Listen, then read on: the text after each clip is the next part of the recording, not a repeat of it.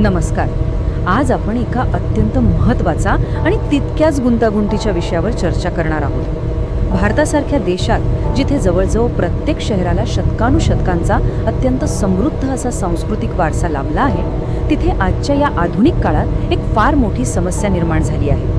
ती समस्या म्हणजे आपल्या ह्या प्राचीन शहरांच्या पावित्र्याला आणि त्यांच्या मूळ रचनेला कोणताही धक्का न लावता आजच्या आधुनिक आणि वाढत्या वाहतुकीचे व्यवस्थापन नेमकं करायचं कसं? खरं तर कोणत्याही देशाच्या धोरणात्मक शहरी विकासात हा एक मोठा अडथळा मानला जातो.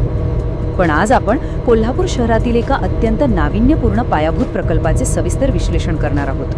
हा प्रकल्प केवळ एक रस्ता किंवा उड्डाणपूल नाहीये, तर या गुंतागुंतीच्या शहरी समस्येवरचा एक अत्यंत प्रभावी, कायमस्वरूपी आणि खऱ्या अर्थाने स्मार्ट उपाय आहे. आता मुख्य प्रश्न हा आहे की ऐतिहासिक वारसा न गमावता या प्राचीन शहरांचे आधुनिकीकरण कसे करावे. हा केवळ एका शहराचा प्रश्न नक्कीच नाहीये, हा तर संपूर्ण देशाच्या नागरी विकास धोरणाचा गाभा आहे. कोल्हापूरचे ऐतिहासिक श्री अंबाबाई मंदिर हे या परिस्थितीचे एक उत्तम आणि प्रातिनिधिक उदाहरण आहे. हे मंदिर केवळ एक धार्मिक स्थळ नाहीये, तर लाखो भाविकांचे आणि संपूर्ण देशाचे एक फार मोठे श्रद्धास्थान आहे. पण आज हेच पवित्र स्थळ वाढत्या वाहतुकीच्या कोंडीत आणि पार्किंगच्या अत्यंत गंभीर समस्येखाली अक्षरशः गुदमरून गेले आहे. ही जी परिस्थिती कोल्हापुरात निर्माण झाली आहे, ती देशातील अनेक प्राचीन आणि सांस्कृतिकदृष्ट्या महत्त्वाच्या शहरांसाठी एक धोक्याची घंटा आहे. पुढील काही मिनिटांत आपण या सविस्तर विश्लेषणाचे 5 प्रमुख टप्पे पाहणार आहोत. पहिला टप्पा वारसा विरुद्ध शहरी विकास, दुसरा भूसंपादनाची मोठी अडचण, तिसरा यावरचा भुयारी मार्ग उपाय, चौथा टप्पा बहुक्षेत्रीय आर्थिक फायदे आणि अखेरीस संपूर्ण भारतासाठी हे एक आदर्श मॉडेल कसे ठरू शकते यावर आपण नजर टाकणार आहोत.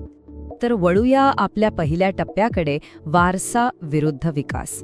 हा खऱ्या अर्थाने शहराच्या मूळ आत्म्याचा प्रश्न आहे.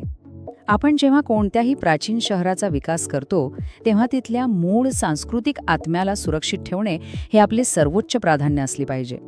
कोल्हापूरच्या अंबाबाई मंदिर परिसरात सध्याची परिस्थिती मात्र अत्यंत आव्हानात्मक बनली आहे. विचार करा, दरवर्षी देशभरातून लाखो भाविक इथे दर्शनासाठी येतात, पण शहराच्या अगदी मध्यभागी असलेल्या या मंदिराजवळ पोहोचण्यासाठी त्यांना तासनतास वाहतूक कोंडीचा सामना करावा लागतो. वाहनांच्या धुरामुळे आणि सततच्या कर्कश आवाजामुळे या परिसराची नैसर्गिक शांतता आणि पावित्र्य कुठेतरी हरवून जाते. या वाढत्या शहरीकरणामुळे केवळ गैरसोयच होत नाही, तर ऐतिहासिक वास्तूंच्या सुरक्षेवरही मोठे प्रश्नचिन्ह निर्माण होते. ही काही छोटी मोठी अडचण नाहीये, हे एक अतिशय मोठे शहरी आव्हान बनले आहे, ज्यावर तातडीने उपाय शोधणे काळाची गरज होती. आता येऊया दुसऱ्या टप्प्याकडे, भूसंपादनाची अडचण. हा शहरी विकासातील सर्वात मोठा आणि वेळखाऊ अडथळा आहे. या वाढत्या वाहतूक समस्येवर सुरुवातीला सरकारने मंदिर परिसराचा भव्य विकास करण्याचा एक मोठा आराखडा तयार केला होता. कल्पना खूप छान होती, पण या धोरणात भूसंपादन म्हणजे जमिनीचे संपादन करणे ही अत्यंत मूलभूत आणि जीवघेणी अडचण ठरली. सार्वजनिक कामांसाठी खासगी जागा कायदेशीररित्या ताब्यात घेण्याची ही प्रक्रिया दाट वस्तीच्या ऐतिहासिक शहरांमध्ये प्रचंड गुंतागुंतीची ठरते. पिढ्यानपिढ्या तिथे राहणाऱ्या नागरिकांचे पुनर्वसन करणे, कायदेशीर प्रक्रियेतील सततचा विलंब आणि सर्वात महत्त्वाचे म्हणजे जमिनीचे गगनाला भिडलेले भाव. कोल्हापूरच्या बाबतीत या मध्यवर्ती ठिकाणच्या जमिनीला अक्षरशः सोन्याचा भाव होता, ज्यामुळे ही संपूर्ण भूसंपादन प्रक्रिया व्यावहारिकदृष्ट्या जवळजवळ अशक्यच झाली. तुम्हाला हे ऐकून कदाचित आश्चर्य वाटेल, पण या पहिल्या भव्य योजनेचे जे मूळ बजेट ठरवण्यात आले होते, त्या संपूर्ण बजेटपेक्षा कितीतरी अधिक पटीने जास्त खर्च केवळ लोकांची जमीन विकत घेण्यासाठीच येणार होता. याचा सरळ अर्थ असा की प्रत्यक्ष बांधकाम करण्यासाठी किंवा भाविकांसाठी सोयी सुविधा उभारण्यासाठी सरकारी तिजोरीत कसलाही निधी उरलाच नसता. जमिनीच्या या अवाढ्य आणि अवास्तव किमतींमुळे तो मूळ आराखडा केवळ कागदावरच राहिला आणि एका मोठ्या धोरणात्मक अपयशाची नोंद झाली. पण म्हणतात ना, अपयशातूनच नवीन मार्ग सापडतो. अगदी तसेच प्रशासकीय पातळीवर याच धोरणात्मक अपयशातून एका नव्या, अधिक व्यवहार्य आणि कल्पक मार्गाचा शोध सुरू झाला. आणि इथूनच सुरुवात होते आपल्या तिसऱ्या टप्प्याची, भुयारी मार्गोपाय. हा खऱ्या अर्थाने जमिनीखालील प्रगत तंत्रज्ञानाचा एक चमत्कार आहे. पहिल्या अपयशातून एका अत्यंत कल्पक रणनीतीचा जन्म झाला, ती म्हणजे जमिनीखालच्या उपलब्ध जागेचा हुशारीने वापर करणे. भूसंपादनाची ती अत्यंत खर्चिक आणि किचकट अडचण पूर्णपणे टाळण्यासाठी हा अभियांत्रिकीय उपाय 3 महत्त्वाच्या टप्प्यात राबवला जाणार आहे. पहिला टप्पा जवळच्याच असलेल्या जुन्या छत्रपती शिवाजी स्टेडियमचे जागतिक दर्जाच्या मानकांनुसार संपूर्ण आधुनिकीकरण करणे. दुसरा टप्पा त्या स्टेडियमच्या विस्तृत जागेखाली एक अत्यंत भव्य अशी भूमिगत पार्किंग व्यवस्था उभी करणे, ज्यामुळे रस्त्यावरील गाड्यांचा ताण एका झटक्यात शून्यावर येईल.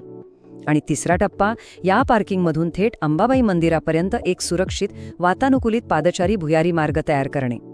विचार करा, या एका धोरणात्मक निर्णयामुळे महागड्या जमिनीचा प्रश्नही सुटतो आणि वाहतूक कोंडी कायमची नष्ट होते. हा एक खऱ्या अर्थाने मास्टर स्ट्रोक आहे. आता तुमच्या मनात कदाचित हा प्रश्न आला असेल की हे जमिनीखालील काम तांत्रिकदृष्ट्या सुरक्षित आणि शक्य आहे का? तर याचं उत्तर आहे होय, अगदी 100%. मुंबई मेट्रोसारख्या महाकाय आणि गुंतागुंतीच्या पायाभूत प्रकल्पासाठी ज्या प्रगत खोदकाम तंत्रज्ञानाचा अत्यंत यशस्वी वापर झाला आहे, अगदी तेच सिद्ध झालेले आधुनिक तंत्रज्ञान येथे वापरले जाणार आहे. साहजिकच कोल्हापूरच्या स्थानिक भूगर्भीय रचनेनुसार आणि येथील माती आणि खडकांच्या स्वरूपानुसार या तंत्रज्ञानात आवश्यक ते योग्य बदल केले जातील. या तंत्रज्ञानाचा मूळ पाया आधीच अत्यंत मजबूत असल्यामुळे या प्रकल्पाच्या यशस्वी पूर्णत्वाची खात्री अनेक पटींनी वाढते. यातून आधुनिक नागरी अभियांत्रिकीची एक उत्तम आणि प्रगल्भ पातळी आपल्याला दिसून येते. चला आता वळूयात चौथ्या टप्प्याकडे, बहुक्षेत्रीय आर्थिक फायदे. हा प्रकल्प प्रादेशिक विकासाला कशी गती देतो ते पाहूया.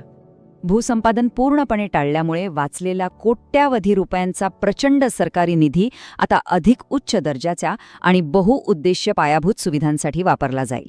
याचे फायदे कसे सर्वांगीण आहेत हे आकडेवारीवरून अधिक स्पष्ट होते. जवळपास 40% थेट फायदा दर्शनासाठी येणाऱ्या भाविकांना होईल, ज्यांना एक अत्यंत सुरक्षित आणि विना अडथळा मार्ग मिळेल. 20% फायदा ह्या नवीन स्टेडियमद्वारे थेट क्रीडा विकासाला मिळेल, ज्यामुळे स्थानिक प्रतिभेला राष्ट्रीय पातळीवर चालना मिळेल. पुढचे 20% संपूर्ण प्रादेशिक अर्थव्यवस्थेला चालना देतील, ज्यातून अनेक नवीन रोजगार निर्माण होतील. आणि उर्वरित 20% शहरातील इतर पायाभूत सुविधा मजबूत करण्यासाठी वापरले जातील. हा केवळ ट्रॅफिकचा प्रश्न सोडवणारा प्रकल्प नसून शहराच्या सर्वांगीण विकासाला मोठी गती देणारा एक बहुआयामी आर्थिक स्रोत आहे.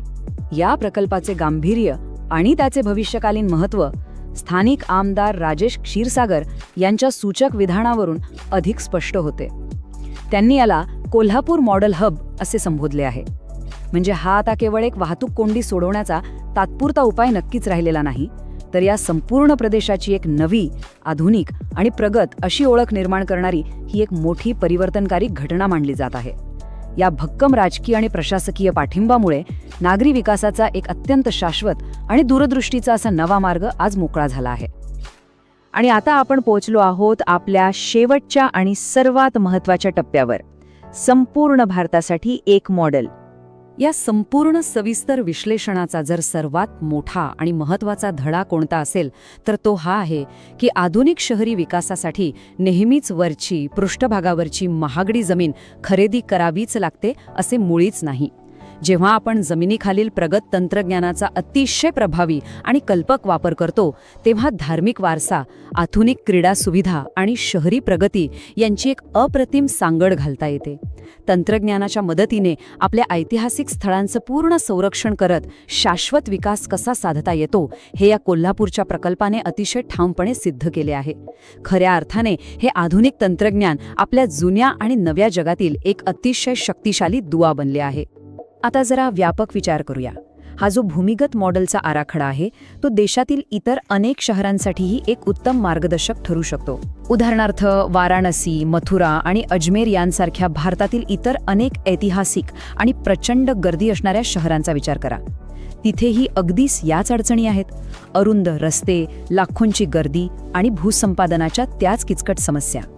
अशा सर्व प्राचीन आणि सांस्कृतिक शहरांसाठी हा कल्पक दृष्टिकोन आणि भूमिगत तंत्रज्ञान एक अत्यंत प्रभावी, शाश्वत आणि भविष्यवेधी उपाय नक्कीच ठरू शकतो.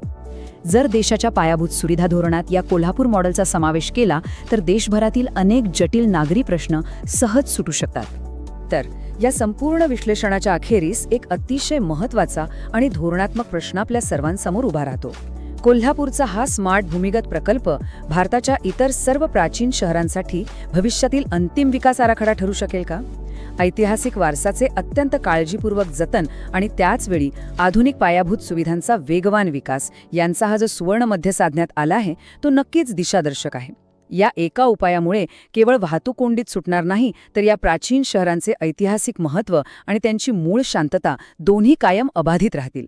पायाभूत सुविधा आणि वारसा जतन या अत्यंत महत्त्वाच्या विषयावरील या सविस्तर विश्लेषणात सहभागी झाल्याबद्दल तुमचे मनपूर्वक धन्यवाद.